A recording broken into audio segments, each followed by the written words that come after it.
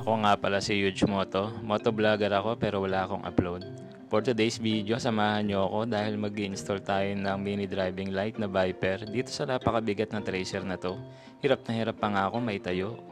Ganito nga pala yung ginagawa ko. Nilalagyan ko ng electric tape pagkatapos ko silang pagduktong-duktungin. Kasi kinukunik ko lang naman positive to negative. Meron namang kulay yan, dilaw tsaka pula. Kaya ito, puro electric tape yan. Mas gusto ko nga pala ako yung nag-i-install ng mga mini driving light ko para pag nag-troubleshoot mabilis ko siyang mahanap kung ano yung problema. Ito nga pala, mini driving light nga pala ito ng Viper.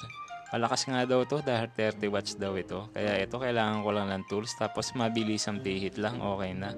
Plug and play nga pala to, may kasama ng relay tsaka switch.